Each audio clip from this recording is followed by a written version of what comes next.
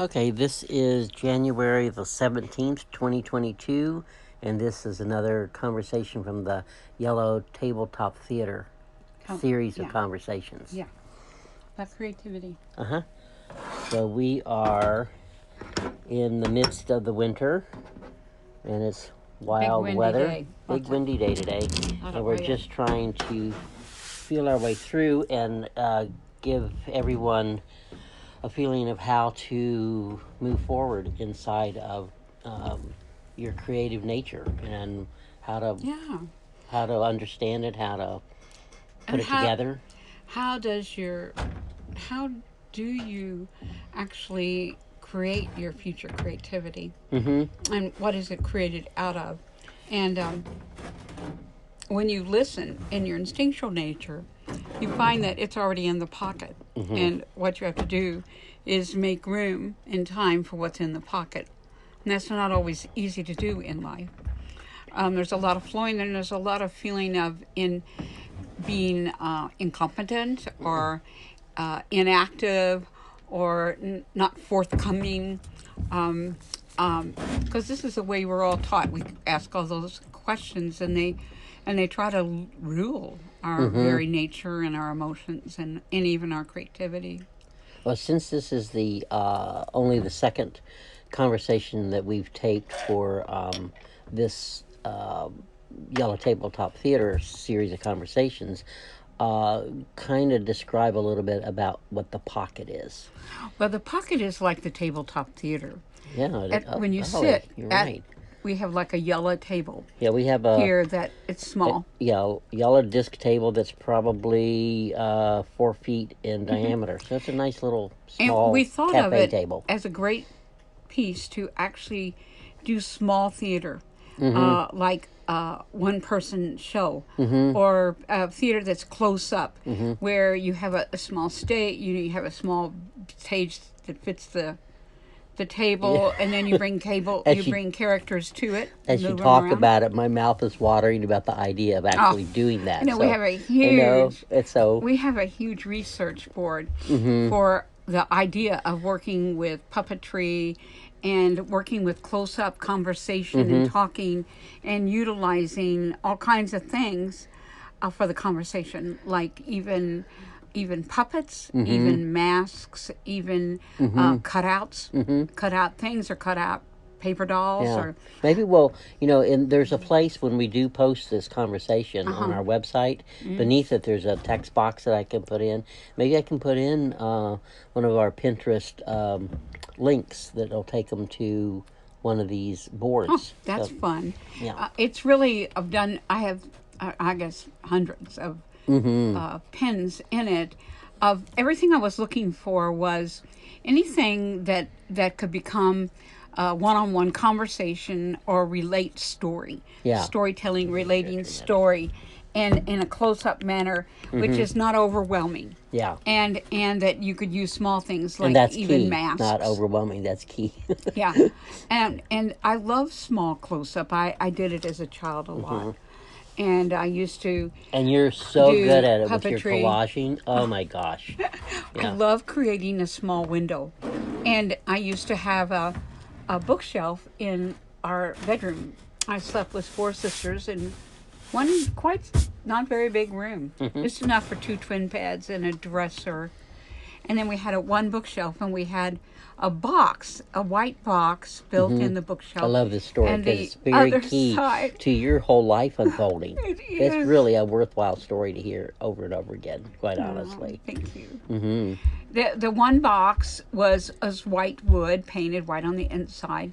And then next to that was a place for our books. We didn't have a lot of books of our own. I had 2 books, and my sisters, we had a few books, but we didn't have a library. No library. Yeah, other than the public library. And my sisters, we slept 2 to a bed, and at the end we had one closet. We went to a Catholic school, so we had the closet full of uniforms and then extra clothes. And then we had a big blue dresser, which became the magical place for me. The dresser is kind of my concept as a child of protecting the world. My family, I used to somehow, and a lot of children have these ritualistic things that I would say That my are prayers at night. organic to them. Really And are. I would say my prayers, and then I would check the dresser. It had two big drawers, and then two split drawers. And I would make sure that all the drawers were completely smooth, that they weren't out of alignment before I went to bed. and I would even get up and make sure they were fine. Yeah, yeah. And in it, somehow, I was keeping my world safe, my family safe. Oh. Yeah, I was that kind of, I mean, I remember when a big storm came and my mom was standing by the screen door and looking out at the big storm. And I remember coming up and standing beside her and putting my hand on her apron and that was over her little house dress. And I just stood there with the apron, and I knew then my mom was safe. I was afraid she'd get struck by lightning standing in the door looking into the storm. And so I stood there until she left. And in my head, I was making sure. That is so cool. Well, it is, but it's like thinking you're the, you can handle all that kind of stuff. So if I was you think the oldest. You can be it. Yeah, I was the oldest of 5 children, so it was a lot of responsibility that I held, or I thought I did, and I was told I did. So, but it was there was this box in the room that I would set up little characters inside. Some of my dolls or Playhouse or paper dolls or anything.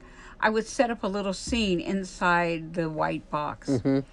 And nobody else was interested in that except me. And then from week to week, I'd change the scene. And that was the beginning of the creative life of loving to create boxes that are worlds and loving to do altered books and all those kind of things that worlds that you peeped inside of. And that was the beginning of that for me. It's a 3D version of, how when you see filmmakers and they're setting up a scene and they take their 2 hands and they make a square and they look through it, so they kind of frame exactly it. Well, you were framing these vignettes so that you could not peer into, but to come inside of all the information that's inside of what a scene is about. Well, and I knew that world was and that alive is a conversation. to me. And the fact that you were the oldest, you had to converse more with your siblings, probably, because you were not in charge. You had to oversee them. So coming to a tabletop conversation for you is really very organic. Well, it is the way I work things. Yeah, I love it. Even when I was a child, there was a big church that was being built around the block, and I was very curious about the under of a church and the underground, and so I went over there, and my brothers and sisters, they tagged along, and we explored. They were setting up the frame, and they were.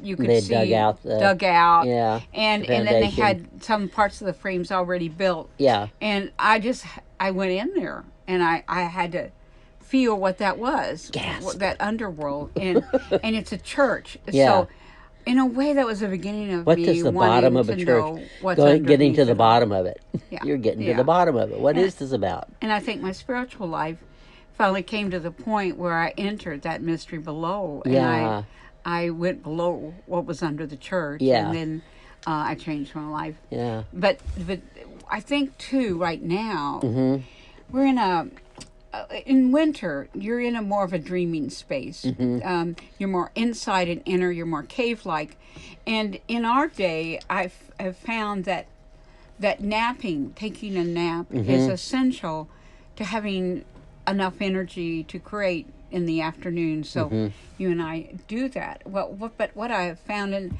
I guess I found a long time ago, but it's become real prominent this winter, more prominent than I've ever noticed. Yeah, is the dreaming in these naps.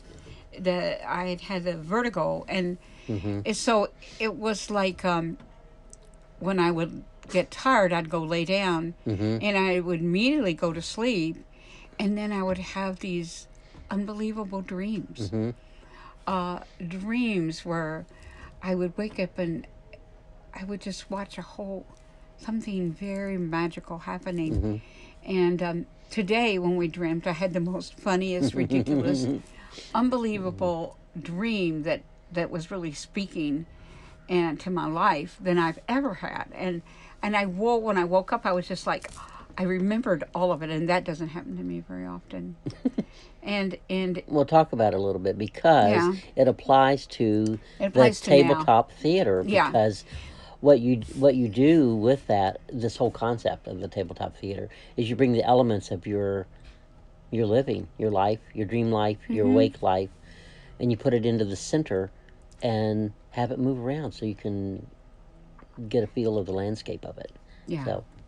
This dream was the most explicit dream about everything. Message is that in the dream it's very much what I've talked to you about, is that I found myself in a small church. And I had gone into the church thinking I was going into Walmart. Because, a little mix up there. I love it. We don't go to church on Sunday. And if we go anywhere during this pandemic, we don't even go. Somebody does pick up. But really for us, like Big Lock's the only place we go in because there's not hauling anybody in there very often. Yeah. So we felt fairly safe. But it was going shopping. And I don't shop very much. Yeah. So... But the whole world does, like shopping is their church. And so anyway, I was in there, and it was a narrow church. It was an old church, and it was Catholic church, I guess, because that's what I was. But I didn't really see anything in the front of it. That indicated No. that. I was, even at the back of the church, seeing myself at the front pew in the front of the church. Oh, that's interesting. And I was watching myself, and I was the most ridiculous. I've been going through a lot of files with pictures of all kinds of my life, and I am rather theatrical in my identity. When I was in Valley Hill, that was very French country, and it was quite theatrical. And now I have my own theatrical identity. But anyhow, I was dressed in remnants of all these identities. So I had a Valley Hill dress on which my mother, we designed ourselves, and she made it. It was a whole line that we actually designed. And it was very French country. Well, I had it on backwards. And then I had this collar that she had made to go with them that was cockeyed and sideways and coming off the side of me. And then as I watched myself, I had gotten these little cans, black cans. Little tutus. Tutus. Yeah. And I'd put it on my Halloween hat because I thought that was really kind of mysterious, and it was fun.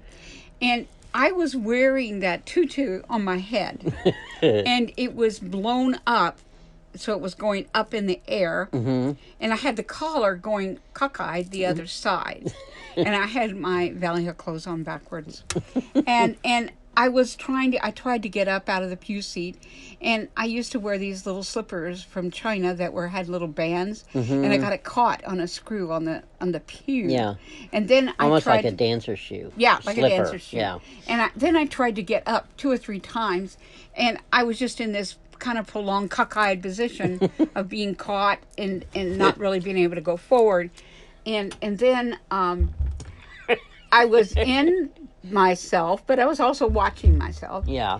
And I thought, oh my God, I thought the family, everybody, we had come in too. We had all come together kind of. And I thought, well, nobody's laughing. And there wasn't a sound. And then finally I got up, and I really didn't know. I didn't think anybody was there. And I thought, oh my gosh, they've all left.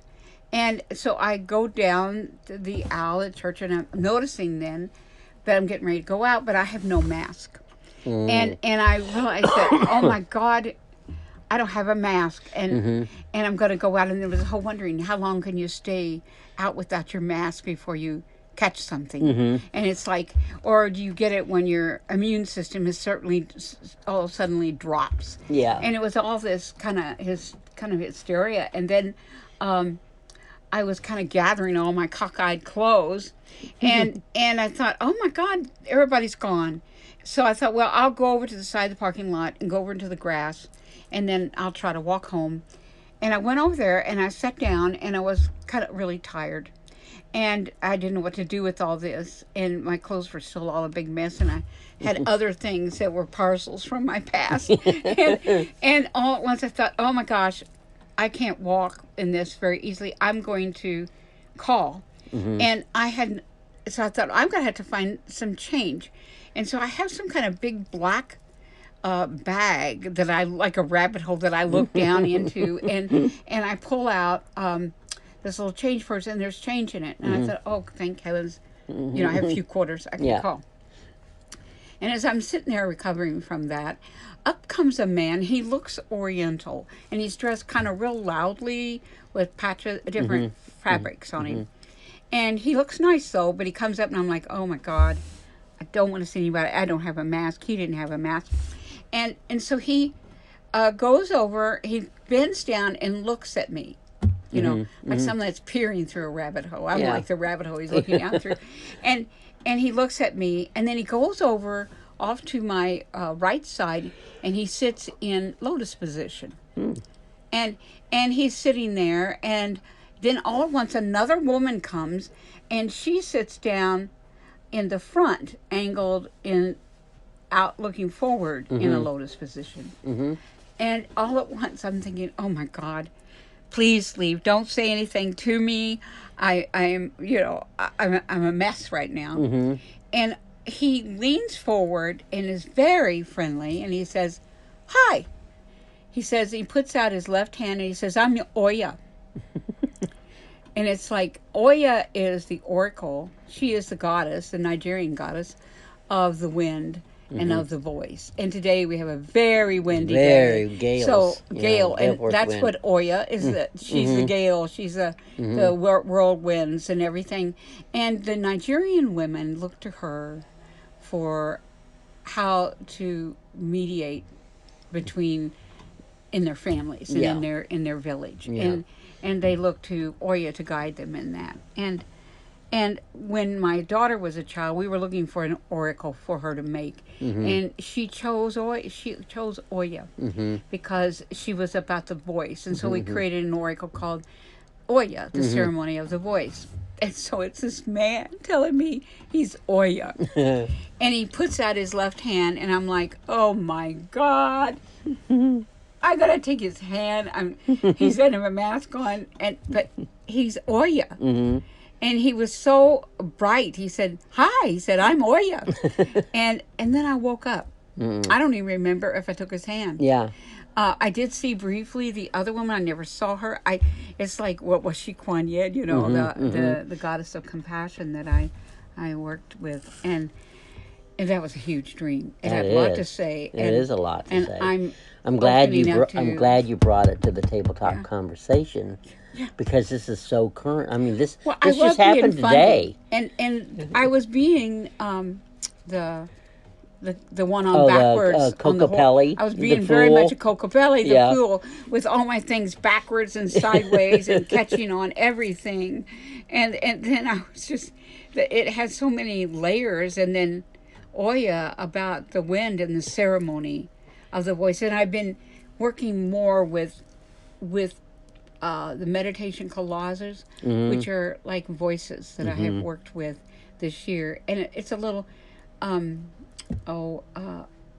it takes a little courage. People aren't really used to that, and there's not a big response to it. But I absolutely love them. And I just felt from Kuan Yin, to go ahead, call them meditative collages, which they are in the book that we just did, and just keep practicing, because they're beautiful.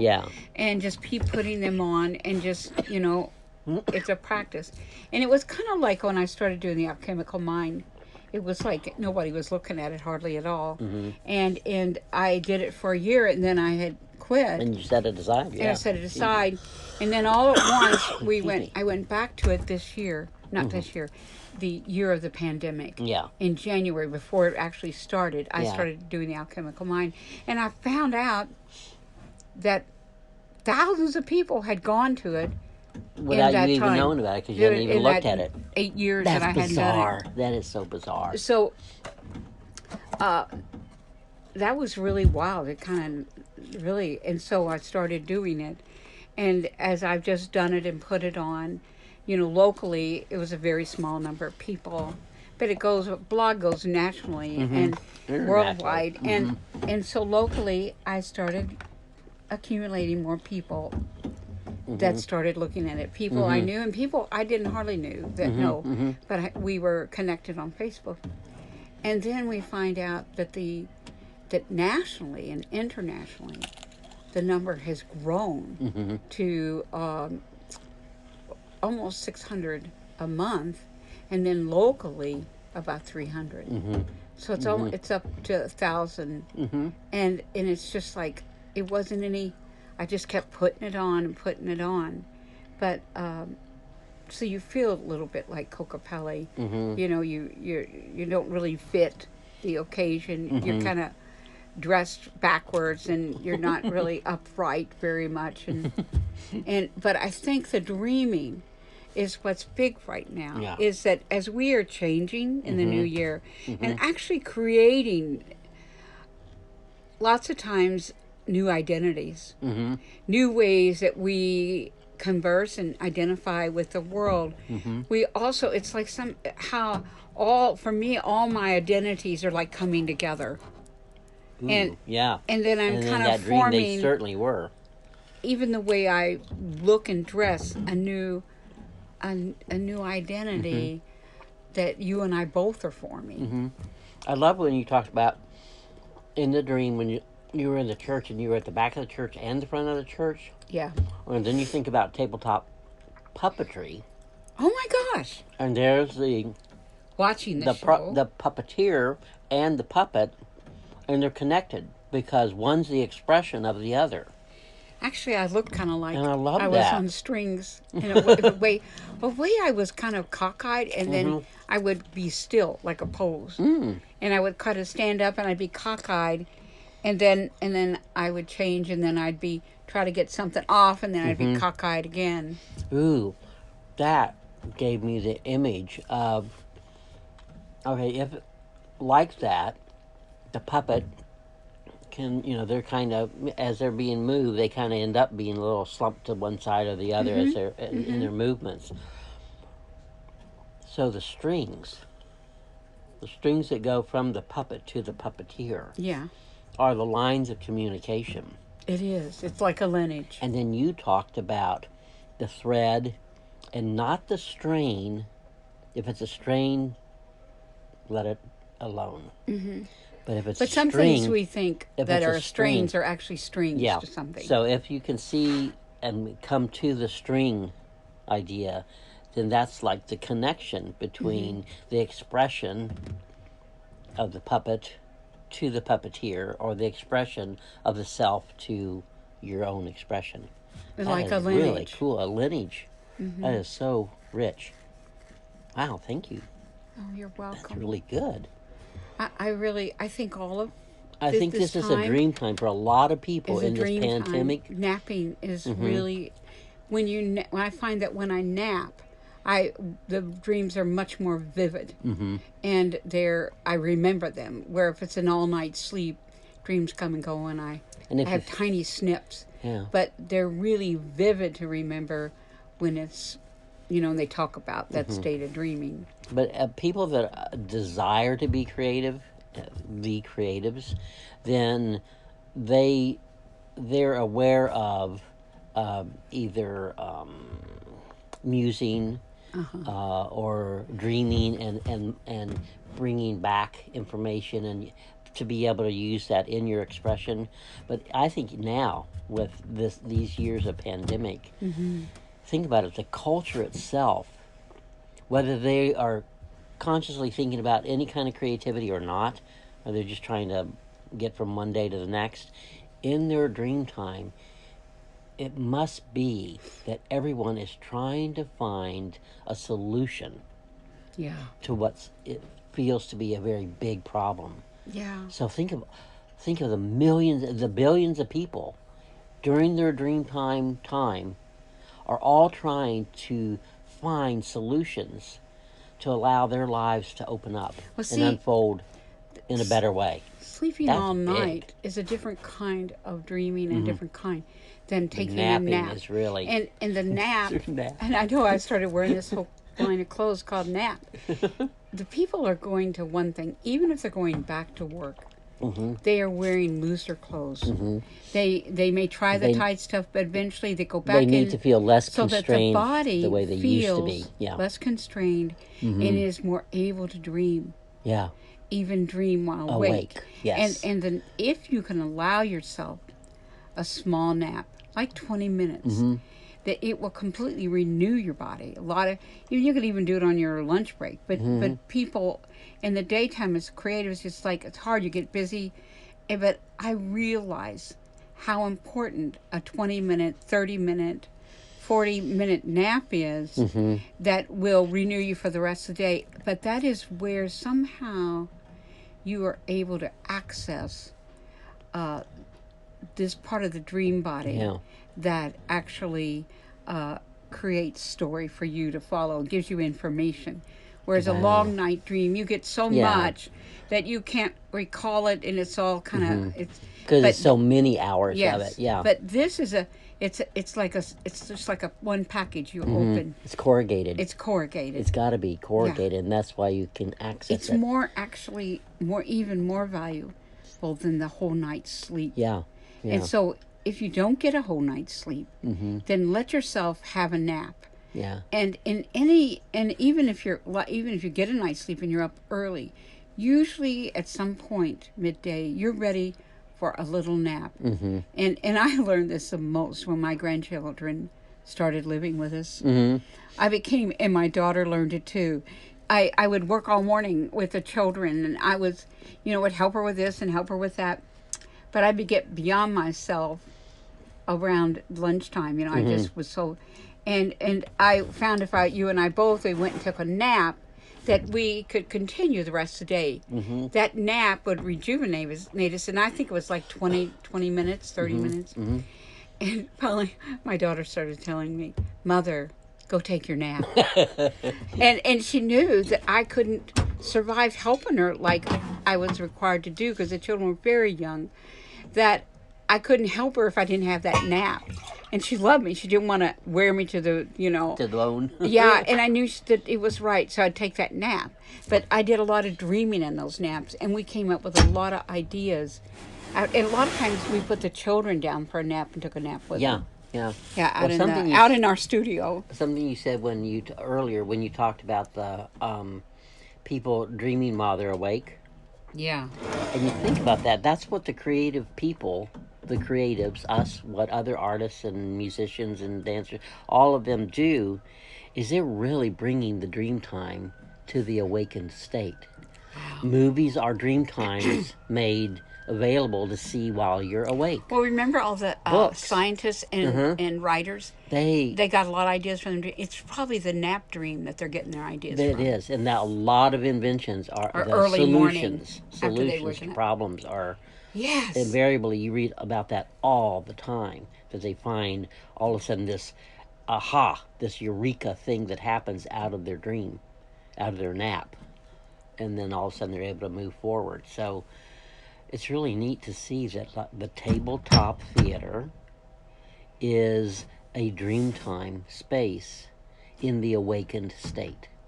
Wow. And that's what art is. That's what music is. It brings everything from the ethers, which is the dream time, into solid matter form in the third dimension for you to become aware of it, to enjoy it, to be puzzled by it, to, try to see why it's new and why it's new to you. It's really fascinating. I love this. What? Oh, I just think it was so funny this morning because I went to bed with the. I had lunch right before we lay down. Hilarious. And I've gotten this. Robert's getting one. Mm-hmm. You can tell him about it. Okay, if you've ever seen the picture of the artist Klimt, and there's one picture of him, I think he's holding a cat in his arms. He's standing like out in the garden or something. Cat in his arms, and he has this like long tan to the ground tunic. It's just very plain, and that's what he's wearing. Well, these by Nap brand, they have these like long sweatshirts, hooded sweatshirts. That's one of them. Yeah. That and it's they like a are nightgown. and it's like a tunic. It's floor length, and then Suzanne had that, and it's all nice and cozy because it's been cold in the house. I'm going. It's You're right. incredible. You're right. I need to get one of these because I want to stay warm. I mean, you look so snugly comfortable. And then the other thing she got is the thing that is like it's like wearing your bed. Yes, it's also from the neck to the floor, and It's with the long neck sleeves. to the floor to you and I because we're short. Well, that's true. To the floor because The we're model short. doesn't That's look true. like it. Okay, so I'm 5'6". Well, maybe a little less now. And but it's like fleece on the inside. I mean, like Sherpa fleece. You know, the real Really like sheep wonderful, fleecy warm. looking, very warm. And it's like sleeping in your And on the or outside, walking around it's in like your a sweatshirt. in really your sleeping bag. You know, it's just really it is way cozy. It has a high neck collar that absolutely goes up to you, over your mouth so that you can actually it's like stay warm. A thick turtleneck. And then the thing. other one has a hoodie that is so big that you can wear it underneath the So the one when that's like a blanket. So when it's really cold, you wear the both of them, and you pull the the hooded one, which is thinner. You have that on first, then the thicker one that's like the sleeping bag, and you pull the hood up over your head. And then when your room goes down to 34 degrees, which ours did the other night, then you're warm as toast. Yeah, and it has a drawstring at the bottom. It's not a drawstring. It's really it kind of helps cinch it in. It has a cinch and it's elastic, and so it's really cool. I'm afraid if I tried it and walked around the house, I'd probably fall over. So we look like we're babies in the little like onesies. Schmooze. Yeah. We're just comical. We are being very personal here with our life, but and then we laugh at ourselves. I have the beautiful napkins that's right. that we have that we've gathered over the years, and so I don't want to get it all, food on it, so I put the napkin on, and it's real colorful, and you just I took have it it under tucked my in your chin, into under your my chin. collar. Yeah, and I take it off and leave it here where I'm sitting, and I forgot to today, so I had that on. I came out of that dream, and I'd had an ice pack to the back of my head, and it was in the hoodie. So it was in the hoodie, and so you were dressed upside down, sideways, just like your dream. And I was walking around, I didn't even realize it. And I just started laughing because it's so funny. We had such fun. So we are our own theater. So that's part of a tabletop theater conversation is to if you can find yourself in conversation with a friend and talk about something creative that you might up close. You got to just kind of be, just leaning in towards each other across the table and just muse out loud with each other. And that generates lots of information, lots of ideas, and lots of possibilities. Yeah, it does. And that's what conversation is for. It's different than being around a bigger table. You're not talking about the weather. You're not talking about so-and-so across the street or down the block or someone here and someone there. You're really you're going into the conversation of the creative spark that we're all given.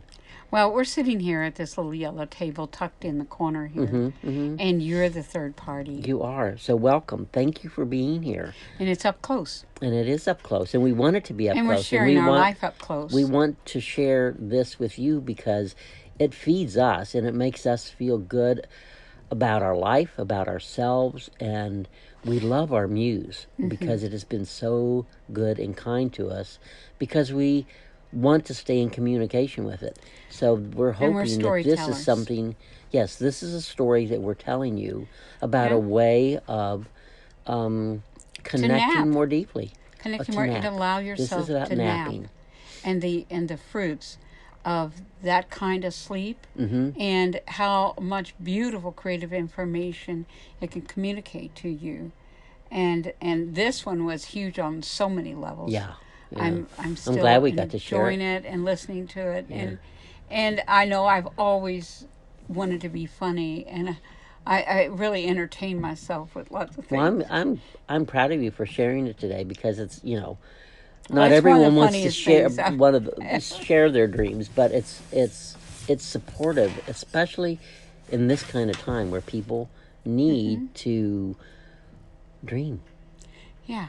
Need to and heal themselves and others by doing so. Yeah, so this is a great day. This is an Oya day. Yeah. Lots of wind. Lots of wind. Cool, cold, and it's a very tuck in. And since we've spoken about Oya, it's a swaddle day. Swaddle yourself. And you've come here to Situla Codex to find this. So, if you have a chance or a little bit of time after this, just go to books. I'm not sure which. There's books, page book 1, 2, and 3 or something. But on them, in the oracles, there's Oya. Yeah. You can click on it. And that link will take you to the book itself, and you can look through it. Yeah, and it's especially designed. It's called the Ceremony of the Voice. And it's especially designed for the female voice in different points daily, but also to help especially during points of transition. And that goes from the young girl entering puberty to the woman through menopause to the crone. Yeah. So this was a great conversation today. I think we will probably stop here and do another conversation in another couple of days. Or maybe even tomorrow, who knows. So thank you for joining us today. Yeah. It's been fun. And thanks, Diane, for listening and giving us Diane. Very wonderful feedback. Big help. That. Okay. Okay. Well, that's it for today. Thank you, guys. See you the next time.